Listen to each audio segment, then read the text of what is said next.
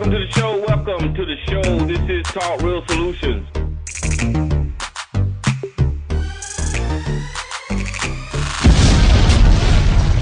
And I'm your host, Tyrone Thompson. I want to thank you for tuning in to the show.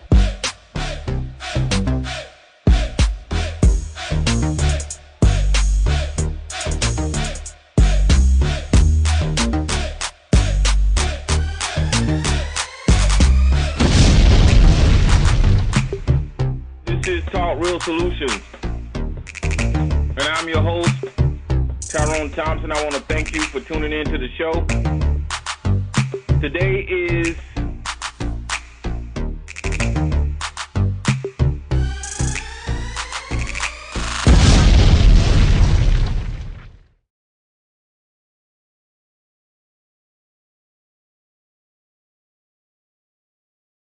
$10,000 fearless men.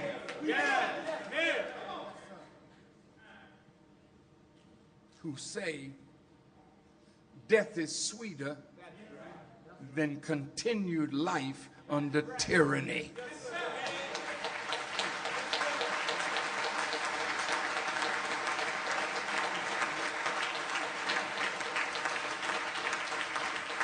Death is sweeter than to continue to live and bury our children while white folks give the killer hamburgers. Death is sweeter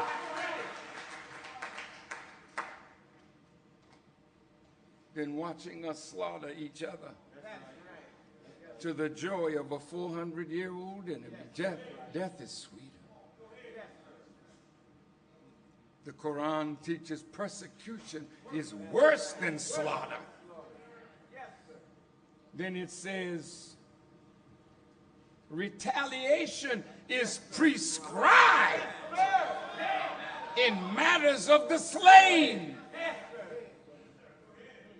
Retaliation is a prescription from God to calm the breath of those whose children have been slain.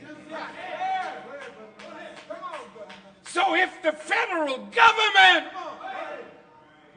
will not intercede in our affairs, then we must rise up and kill those who kill us. Stop them and kill them and let them feel the pain of death that we are feeling. Okay. Peace is king over black supremacy. And in this particular video, I want to let people know why I won't be going to the fucking Million Man March. For one, the Million Man March is white supremacy. Farrakhan is taking you to the central ruling place of the white man, DC, the White House. He's taking you to the throne of the goddamn devil to beg the white man for something. Minister Farrakhan in 2015 still recognized the white man as a ruler, as rulership. So he's going to beg the white man for something. Beg the damn devil. As though the devil can fool a Muslim nowadays. He's going to beg the white man. His Quran tells him that Allah is the grantor of everything. Allah is the one that's empowered, the giver of everything, the bestower, the beneficent. So why is he begging the white man for anything in 2015? He's going down there telling the white man justice or else. We're already at the else part with all of the black people that have been murdered and shot down in the street, all the injustice that has been affecting black people. We're already at the else part.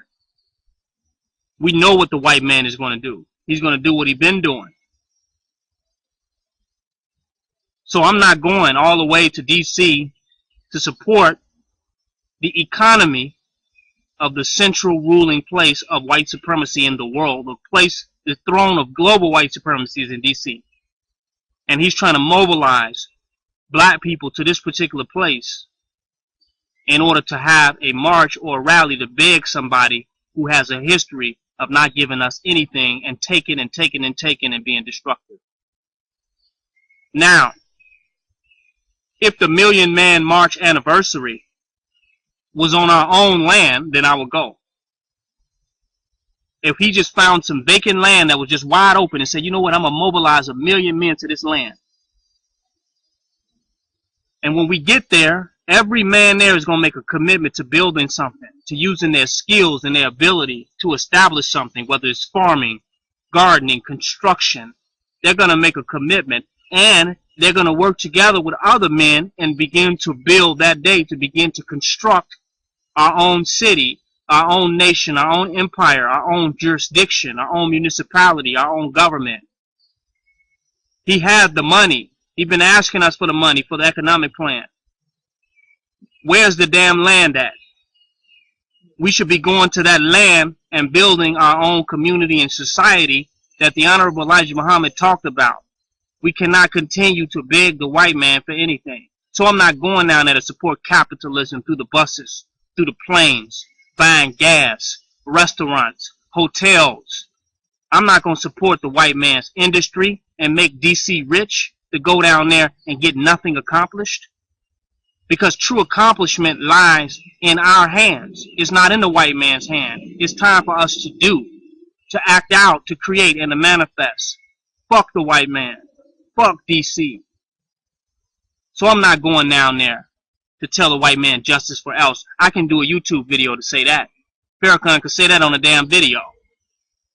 He got an army big enough to create some type of consequences or repercussions for the white man. So he don't have to come down there to beg the white man for nothing. So no, I won't be going to support that. It ain't going nowhere. The white man has nothing to offer me. He can't offer us justice. The Nation of Islam is supposed to represent justice for black people. Freedom, justice, and equality. That's supposed to come from us. In the more scientific of America, we should represent love, truth, peace, freedom, and justice. We represent and stood for that. We're not begging no white man, no devil, no cracker for justice.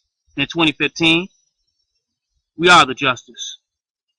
And we will bring forth the justice that we want to see. We owe it to our families, our children, our community to manifest justice in this time. We will not be another generation of beggars and wishers and dreamers and hopers. We will demonstrate justice in this time. So I won't be at the Million Man March. This King Noble Black Supremacy. Join my website, www.kingnobleBlackRulership.com.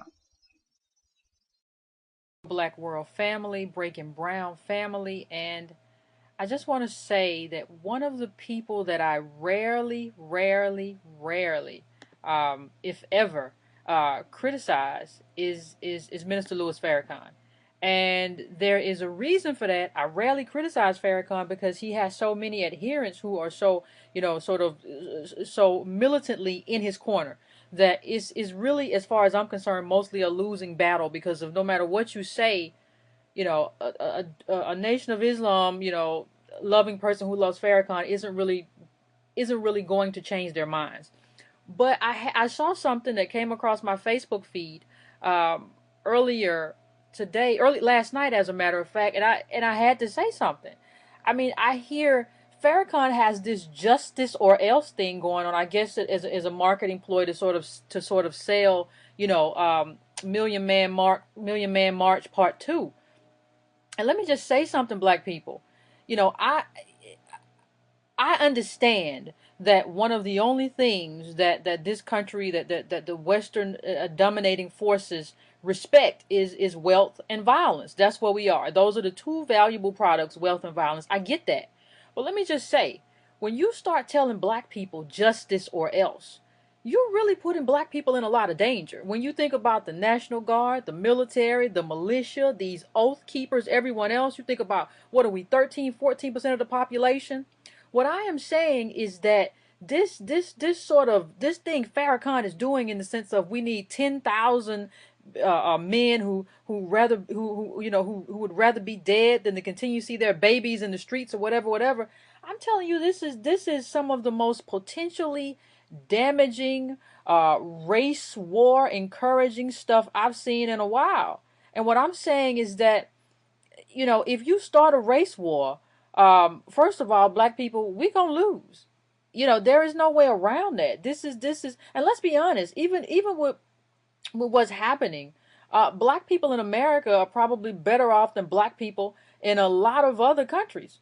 So what I'm saying is, I'm not saying don't find a way to fight back. I'm saying, if Farrakhan wants to do this stuff, if Farrakhan wants to start this race war and talk about how death is preferable, to living the way we're living and all that stuff, well, he should be the first one to bust a grape in the food fight. I mean, you have the Nation of Islam behind you, which is thousands of black people, thousands of black men, and you're talking about what we should be doing? You're living out in Hyde Park. Didn't he live like around the corner from Barack Obama? And you're talking about what black people should be doing and what you expect, and 10,000 soldiers. Farrakhan, you've been around how long? You haven't done anything. You haven't done anything to kind of challenge white supremacy, and that's why you're allowed to breathe in this country. If you listen, there's a reason why every black radical who has authentically fought for black freedom in this country has been ousted.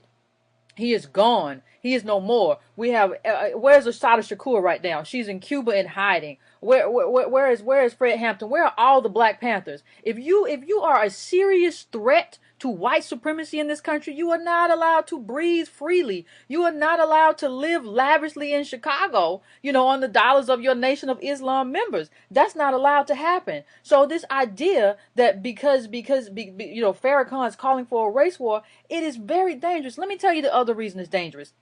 Right now we have Sandra Bland. We have that case where we investigators are still looking into that case. We have Samuel Dubois, who was recently gunned down in the head, and the officer has been charged with murder. We have the other case of the young man, I think his name was Jonathan Farrell, who was gunned down while he was looking for help. That officer is also right now, the trial just started for him. So black people have a lot invested right now. We have a lot going on right now, and it only takes one person to listen to what Farrakhan has to say and go out and take out a police officer for the sympathy to change. After that, all the sympathy goes out the window. Black people are, the society at large will no longer be focusing on what's happening to black people, or on what's happening to Native Americans, or on what's happening to poor white people in terms of police officer and this police state. They'll be focusing on this white officer who got killed by a black person, and police will have the sympathy. Have you all forgotten what happened after those 2 NYPD cops were killed? After they were gunned down? All of the sympathy went from all the sympathy we had been talking about Eric Garner and all of that sympathy went to the police officers. So this rhetoric that Farrakhan is using for this Million Man March Part 2, which will probably be as inconsequential as Million Man March Part 1, which is racially inflammatory and is dangerous. And, you know, when I think about it, even when you look at the Million Man March that happened, you know, when it happened, there was so much potential for greatness. There was so much potential to take a database, to kind of put these men in business to do something, to kind of, you know, to kind of use that energy. But it wasn't anything. The Million Man March was basically, and this was basically Farrakhan getting black men together to tell them to do better. Do better at what? You know, you be better fathers. Well, part of the reason some black men aren't better fathers is because they've been locked up, or they are locked up on a bag of weed or a bag of crack or whatever. Like, so much of what Farrakhan called on in terms of black men not being good or not being the best that they could be has to do with white supremacy. It didn't have to do mostly with the moral failings of black men. That doesn't mean there aren't some black men who are deadbeat dads. That doesn't mean that. There are white men who are deadbeat dads. So does that have to do with you know, what does that have to do with the race of people? You're pathologizing black people and saying that, you know, black people need to do better. And that's really the reason that the white people really didn't care that, you know, they put up a small fight, but they really didn't care that the Million Man March went off without a hitch, because it was really a bunch of black men talking about how they need to do better. If you want to be black and talk about how you ain't worth shit, nobody really cares. White supremacy doesn't really care if you want to talk about it, because they believe the same thing. White supremacy also believes that you aren't worth too much, that you should do better, that you're less than, that you have moral failings, that you need to be taught, you know, by white supremacy how to act and how to behave. So there was nothing transformational about the first Million Man March. There's going to be nothing transformational about the second Million Man March. What we need to focus on right now is building alliances. You know, is black people, Native Americans. You know, there was a study that shows that the rate of Native Americans being killed by police is astronomical. It's off the charts. It actually surpasses black people. White people, poor white people without means, are actually now beginning to feel it. They're beginning to be killed by police. We need to form alliances with these people and start getting something done to push back these police unions, you know, to fight this. And calling on black people to be soldiers and die in the face of tyranny right now, and die alone without anyone, you know, who has our back, without any sorts of alliances, is irresponsible, especially from a man who isn't willing to do that himself. So I just want to tell everybody who's listening to Farrakhan to just be very, very careful, because anything that we plan to do or that we're trying to do to fight, you know, white supremacy could be undone by what he is doing and by what he is saying right now. Be very, very careful who you listen to. Peace out. Welcome to New Possibilities. I speak truth to power without fear. Today I'm going to continue my discussion about Farrakhan, Yvette Carnell, and the whole issue of retaliation and armed struggle. Now, for those of you who are unfamiliar with this subject matter, I'm going to post a video clip of Farrakhan making some controversial statements, and then I'm going to provide my commentary on the other side. Death is sweeter than to continue to live and bury our children while white folks give the killer hamburgers. Death is sweeter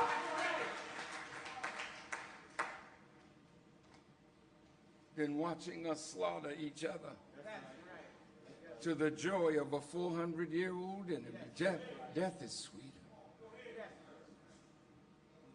The Quran teaches persecution is worse than slaughter. Then it says retaliation is prescribed in matters of the slain.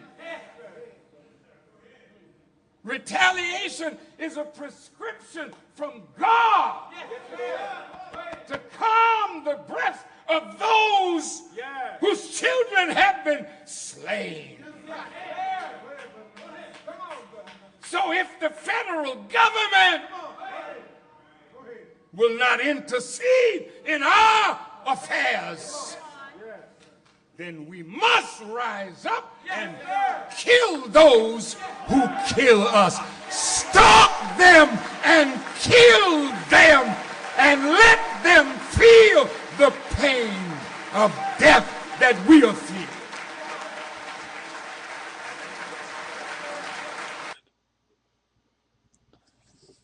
So you saw Farrakhan's controversial statement. You know, he's calling on 10,000 black men to stand up. He's calling on 10,000 black men to be willing and able to commit acts of retaliation against police brutality and other acts of racist violence. Now, in response to this call for action, Yvette Carnell said, "I will not follow anyone into battle who is not sending their own soldiers." Basically, she's saying that Farrakhan has the Nation of Islam. And within the Nation of Islam, there's a paramilitary wing called the Fruit of Islam. It's an all-male wing of the Nation of Islam that is capable of committing acts of retaliation if they wanted to. And her point was simple. If Farrakhan was really about retaliation, he could have easily ordered the FOI to engage in acts of retaliation. But instead of doing so, he makes a general call to the public for 10,000 men to step up and take the action. So I see her point. And in response to that powerful point, Boyce Watkins had a member of the Nation of Islam on his channel responding to Yvette Carnell. And here are a couple of clips. We have to start to rethink this situation first and foremost. She talked about the possibility of physical retaliation and acted as if or demonstrated that it was impossible. I mean, I reject that notion also. It's not impossible to physically retaliate against a larger army and be successful. History is littered with story of people with smaller armies and less weapons and no weapons who have successfully had revolutions all over the world. In Eritrea, for example, they had a revolution with 4 million people that beat a conquering army of 60 million. Fidel Castro and Che Guevara launched their revolution with a mere 80 soldiers, traveling on the Grama from Mexico into Cuba. And with 80 soldiers, they had a revolution that was successful. So we reject the fact that with 10,000, we don't have the capacity to actually fight and die and kill and win a battle for our people. Okay, so I'm going to start off my response to his statement by just pointing out to people who are not familiar with the Nation of Islam a simple fact. And that is this: the Nation of Islam is not about to retaliate against anyone. And I'm going to explain to you why I say that. First of all, Elijah Muhammad opposed such action. And for those of you who don't know, Elijah Muhammad was the spiritual leader of the Nation of Islam. He was Farrakhan's teacher. Members of the Nation of Islam believe that Elijah Muhammad is the messenger of God. They view him as a model. They view him as their leader. Elijah Muhammad is the man that Farrakhan claims to follow. Elijah Muhammad, again, opposed armed struggle. And instead of me just telling you this, I'm going to play a few excerpts from one of Elijah Muhammad's speeches. And I never have taught you to arm, and you are most successful without arm and those with arm, right? Not even Martin Luther was too wise to tell his followers to arm themselves, because he knows the devil would kill them. I mean, because the devil have all the arms. You've got to have a lot of arms to make a stand against him. Because if you outshoot him with rifles in this neighborhood, he'll go rope it off. He'll go and isolate this neighborhood. Then he'll get in his plane and come over and drop a little bomb on you. Or he'll sit out there and take one of his field pieces and throw some shells over you. You can't do nothing. You can't throw them back at him. Or he'll come and just strafe you, you know, with machine gun fire. Go up and down the street with his, you know, with his plane just sliding low. You don't have one.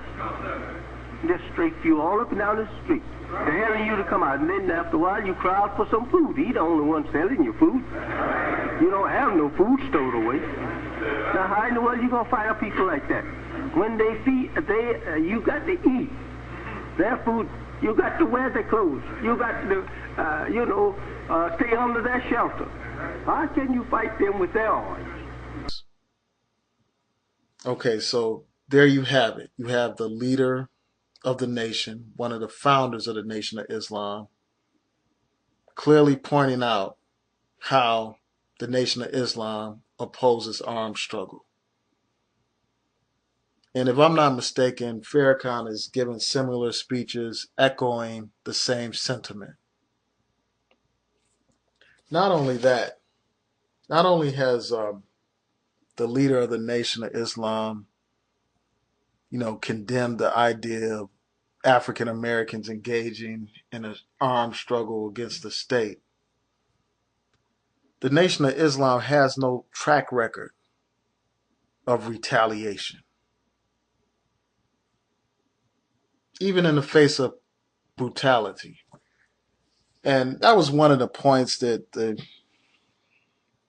young man made on Boyce Watkins' channel. Before we get off, one is that Sister Yvette took a number of shots, pot shots at Minister Farrakhan, right? She said things like, you go and put yourself on the front line. What have you done for black people, etc., right? And I want to clarify, just for the record, Minister Farrakhan has the longest standing record of protecting and defending and fighting on behalf of black people. And quite frankly, the Nation of Islam has withstood and stood up longer than hardly any other organization that we have had, and has been consistently on the front lines. And not just on the front lines, but the Nation of Islam has had multiple interactions with the state that have been violent and non-violent. And in many of those interactions, we came out successful.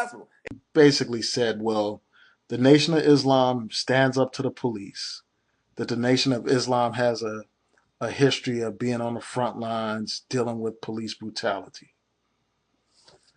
When the fact of the matter is, when the Nation of Islam was attacked in Los Angeles during the 1960s,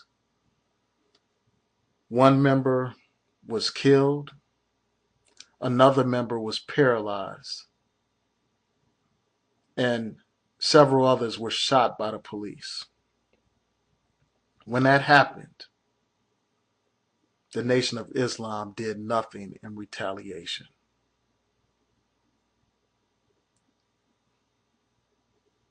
See, Malcolm X called on the Fruit of Islam to take action. He gathered them and he called for retaliation for these acts of violence that were committed against the nation. But the leader of the nation, the man that Farrakhan believes is a messenger of God, that man stopped the effort to retaliate. That man basically told Malcolm X to stand down. He told the FOI to stand down.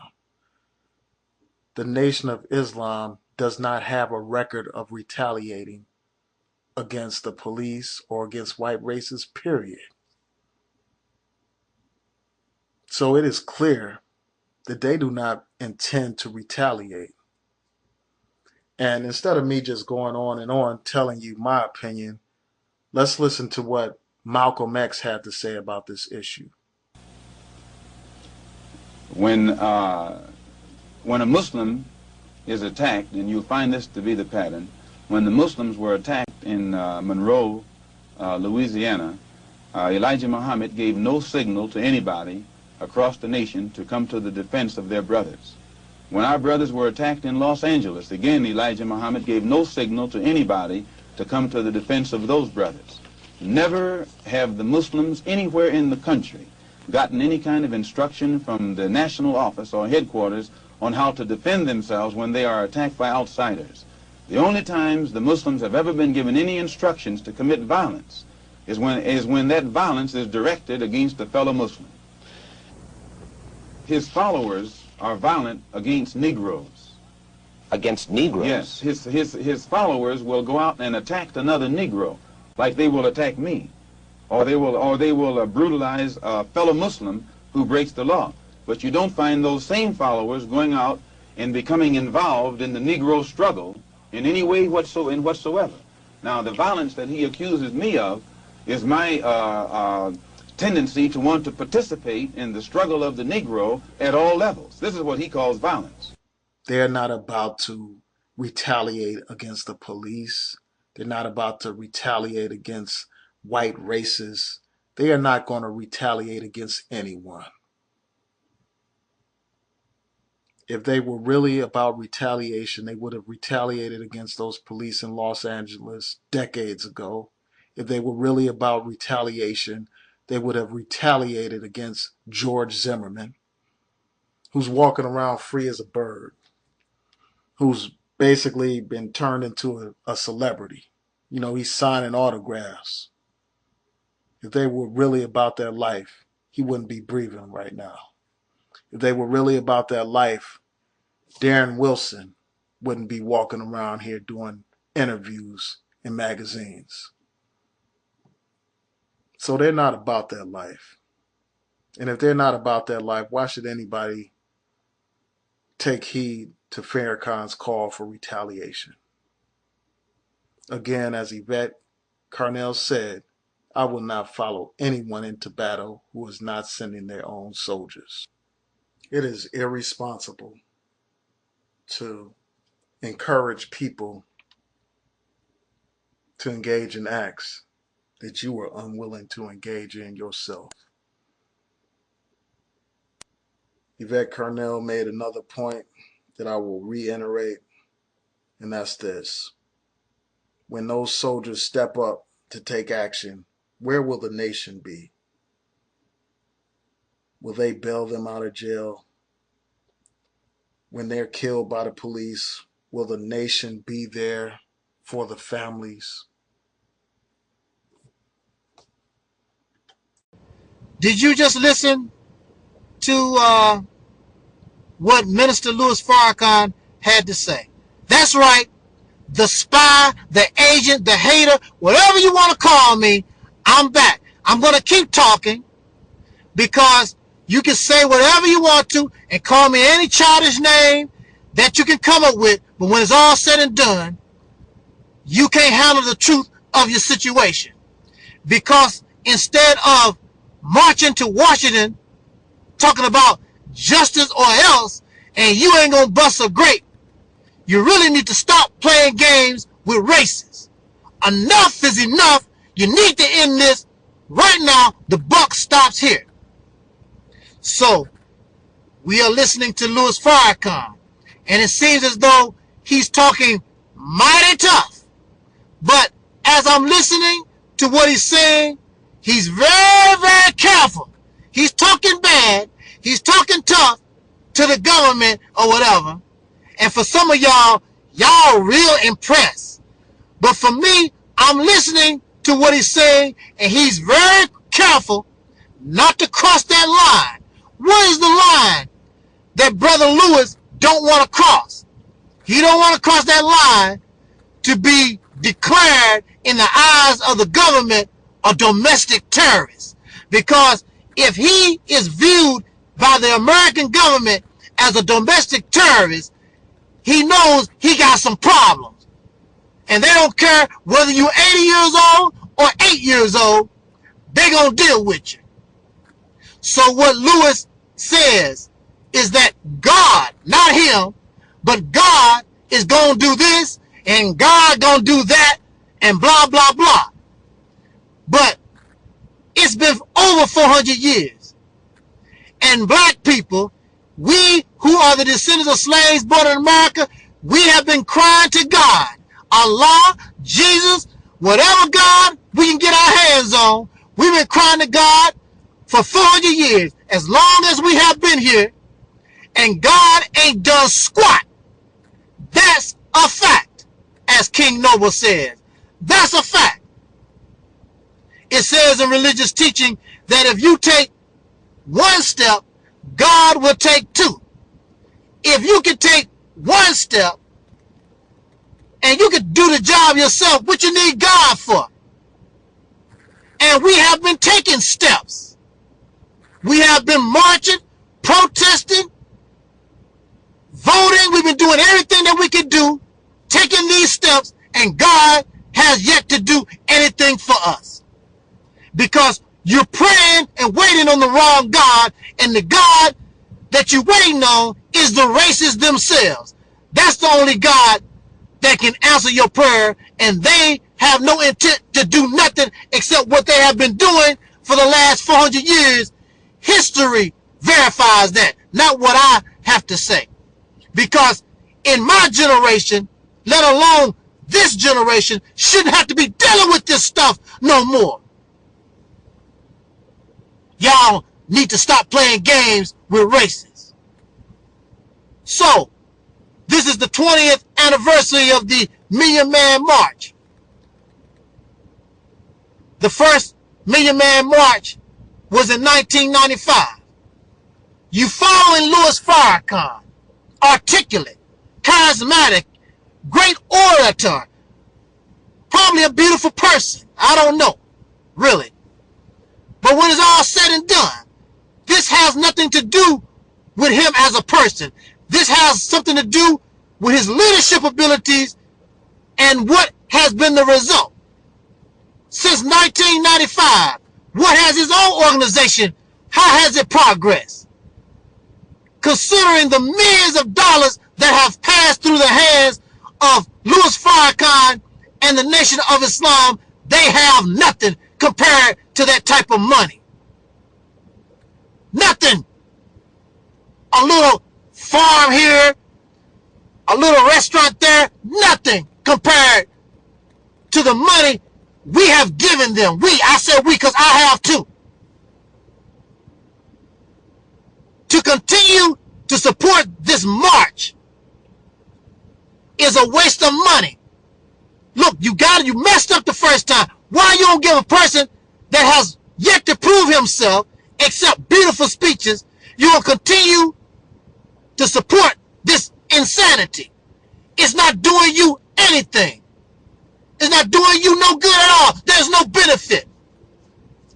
The gathering in October 2015 will be more symbol with no substance. Nothing is going to come out of it. You're nothing but a bunch of beggars.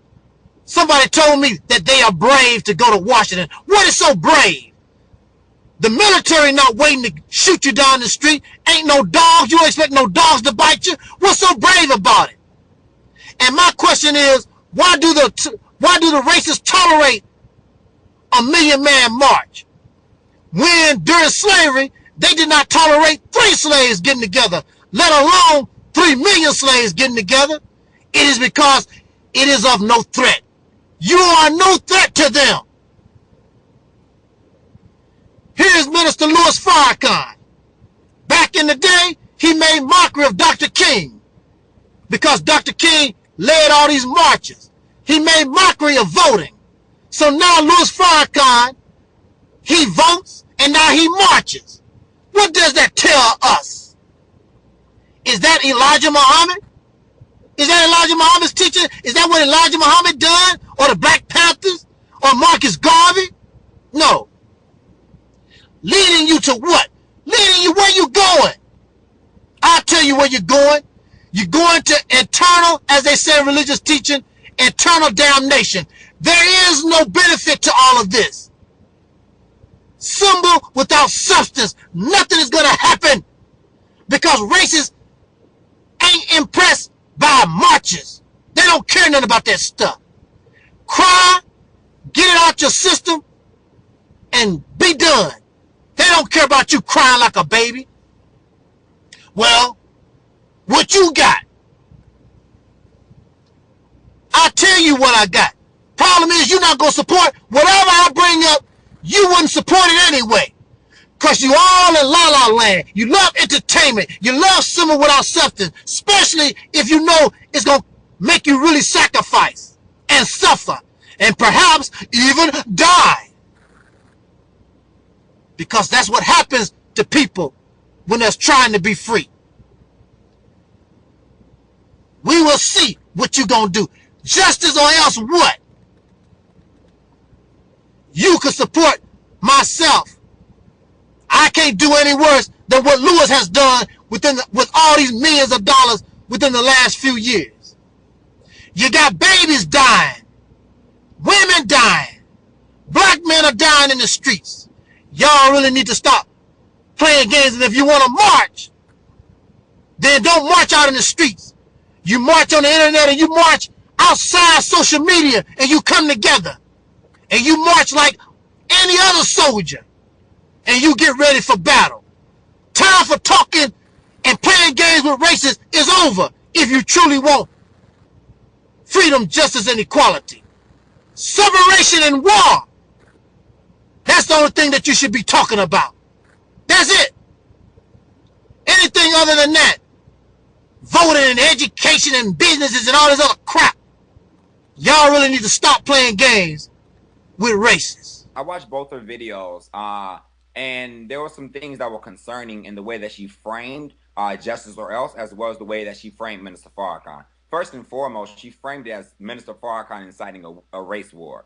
And I'm sorry to inform her and all the viewers, but we've been in a war for 450 years. Minister Farrakhan didn't create racial tensions. Minister Farrakhan didn't cause white people to hate us. Minister Farrakhan didn't cause white people to bring us here in the hulls of ships. Minister Farrakhan didn't cause white folks to bomb Tulsa, Oklahoma. Minister Farrakhan didn't cause white folks to kill us every 28 hours. And Minister Farrakhan didn't cause the current tension, which has black people dying every 8 hours. So how can you frame this as him inciting a race war? The fact of the matter is people have been at war with us, but we just haven't been fighting back. Minister Farrakhan is simply saying that now is the time that we need to take a moment and stand up and retaliate and resist. How long can the people continue to be oppressed without doing anything or saying anything? At a certain point in time, it's enough is enough. You know, so in the video, she said that, you know, black people have it bad.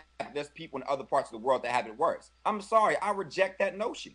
That's like saying just because I'm a house slave, we don't need to end slavery because the field slaves got it worse. It's not sufficient for us to say that black people in other parts of the world have it worse when black people all over the world are catching hell. And we do know that black people in America are in the belly of the beast. So if we're able to have effective resistance here in America, then we can set the standard as we have in the past of what resistance and revolution can look like. So we have to start to rethink this situation first and foremost. She talked about the possibility of physical retaliation and acted as if or demonstrated that it was impossible.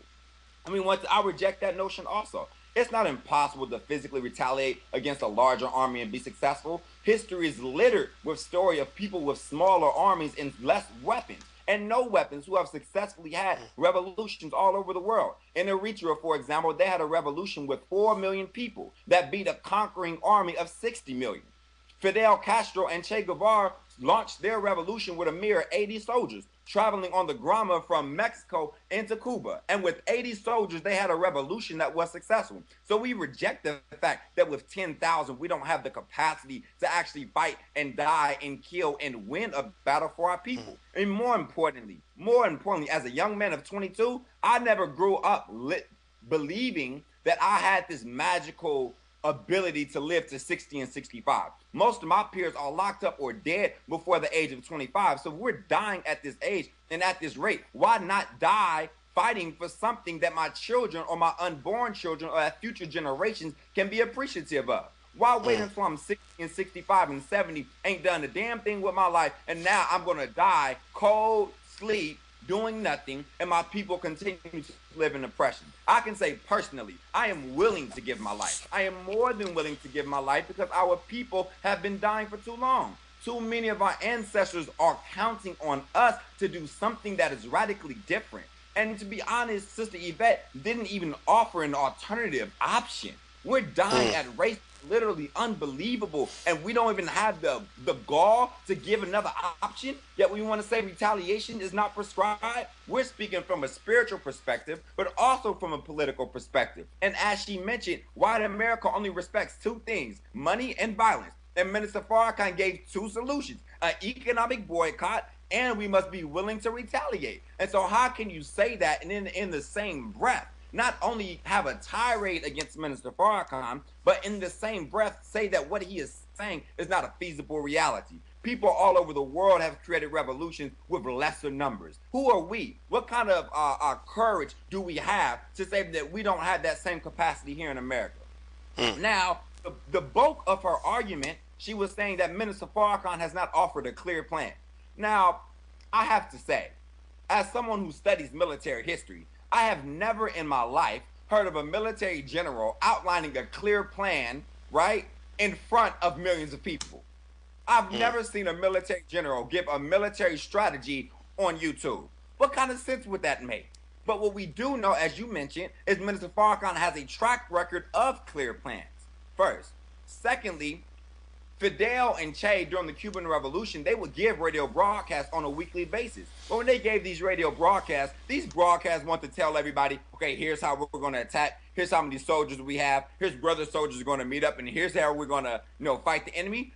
No. What kind of sense would that make? No, the radio broadcast and the public messaging is designed to inspire the layman, or what Che will call the lumpen proletariat, to inspire them to be on the side of those who are willing to fight. So he said he wanted 10,000 in the midst of 1 million. That means the other 990,000 need to be willing to support those who are fearless and ready to give and take a life at a moment's notice. No general posts their entire strategy on YouTube. Now, we have to be honest and think about this.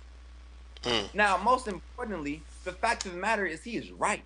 At the rates that black people are dying, we have tried protesting, and we've tried protesting for a really long time. We've tried integrating, we've tried voting, we've tried policy reform, we've tried legislative reform, we've tried prison reform. We have tried every single option in America. We have exhausted them all. And so what Minister Farrakhan says is what his teacher Elijah Muhammad said before him: come and try it our way. Come and try separating. Come and try doing something different for black people. And if you would take a moment to try it, just maybe it might work, Go ahead. Interesting. I want to. I mean, you were going, so I was definitely going to let you go. I think that it looked like you addressed a lot of the critique. It seemed like a lot of what Yvette was saying had to do with the lack of a clear plan. And so you're saying that there is a plan, but it's not necessarily something that is going to be distributed to the public.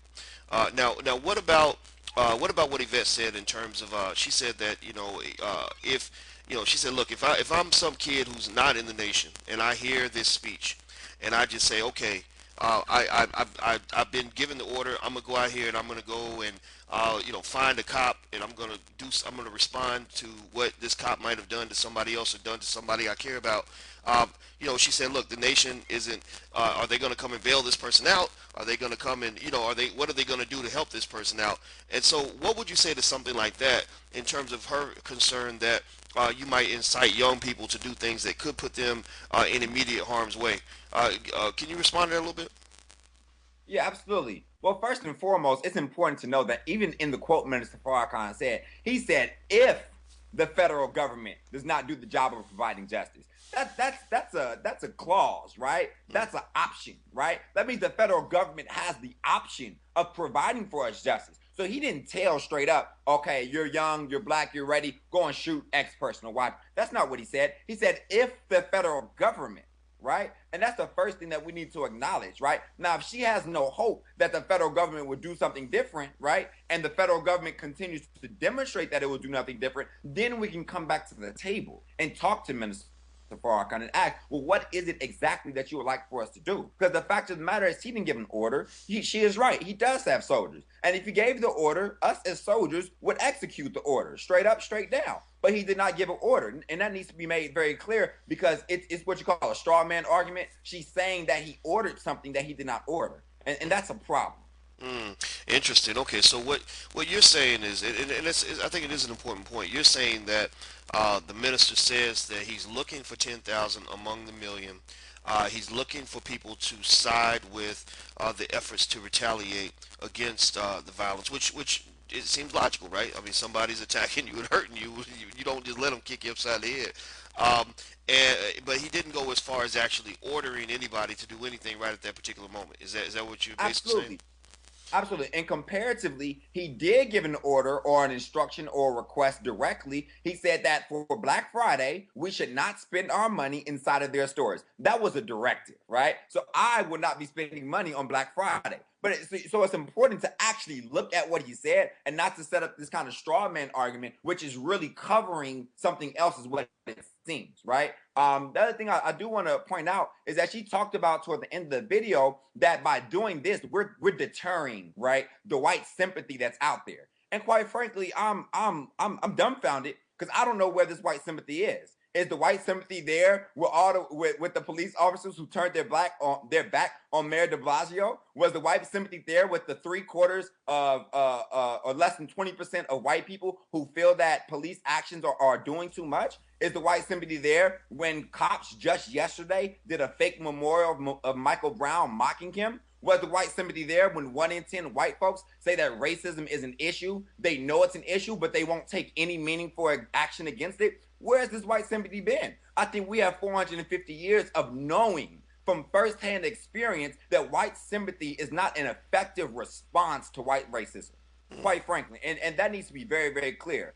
50 years after civil rights, 50 years after the voting rights, we still lack civil rights and voting act. It is in voting rights. It is extremely clear. It is excessively and abundantly clear that white sympathy is not sufficient. So I'm not interested in looking for white sympathy. I'm interested in developing power, economic and physical, amongst our people so that white folks don't stop shooting us because they're sympathetic, because that hasn't worked. But they stop shooting us because there's a clear understanding that there's a consequence for when you do these things against black folks.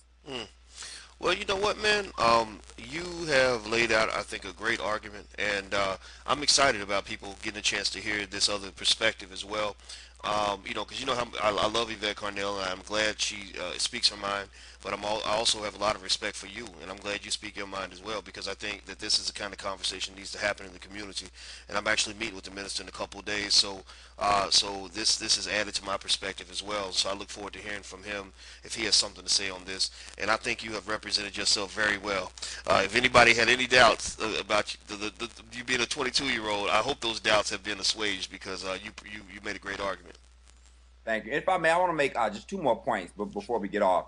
One is that Sister Yvette took a number of pot shots at Minister Farrakhan, right? She said things like, you go and put yourself on the front line. What have you done for black people, etc., right? And I want to clarify, just for the record, Minister Farrakhan has the longest standing record of protecting and defending and fighting on behalf of black people. And quite frankly, the Nation of Islam has withstood and stood up longer than hardly any other organization that we have had, and has been consistently on the front lines. And not just on the front lines, but the Nation of Islam has had multiple interactions with the state that have been violent and nonviolent. And in many of those interactions, we came out successful. It is because of the Nation of Islam that black people can have independent black-owned schools, because the Nation of Islam was in a physical fight with police inside the courtroom in 1934. In 1942, Elijah Muhammad was jailed and incarcerated for standing up and having an anti-war stance. And so anyone that is anti-war today owes a debt of gratitude to Elijah Muhammad and the Nation of Islam, whose membership was incarcerated in the early days. Since 1931, the Nation of Islam has had a foul with the FBI.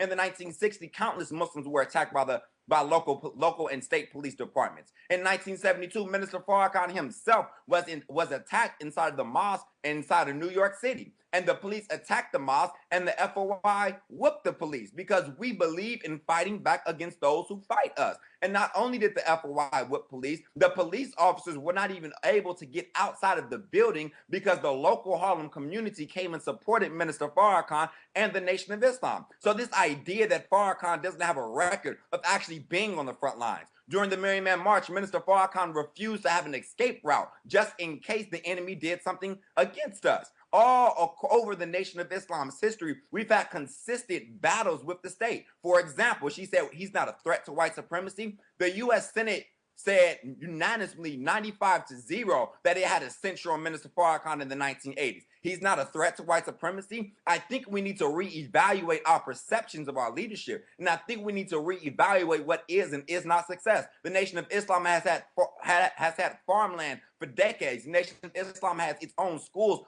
all across America that teaches black babies from a black educational paradigm with black teachers and with black money. We have a method and we have a record of success. And it is unfair and it is a disservice to our people to put this out there as if it is actually backed up by evidence.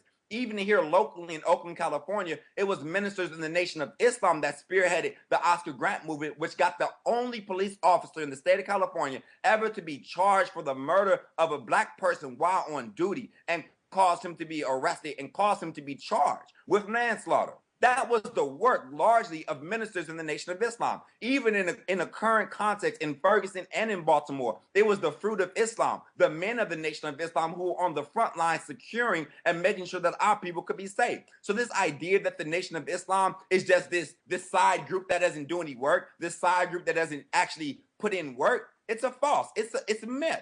And we really need to reevaluate what we are saying out there. And lastly, this idea that the Million Man March wasn't a threat. I categorically reject that. Countless studies were done after the Million Man March that demonstrated quite evidently that the Million Man March had a very clear impact. And she should check in with her people because 63% of black people after the Million Man March said it had a positive impact on the black community as a whole. So who is she talking about when she says the Million Man March didn't have an impact? What research has she done? What evidence?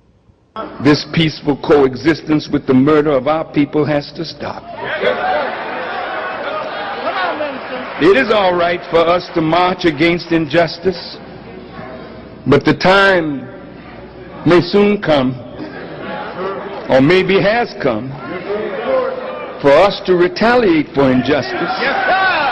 Wait.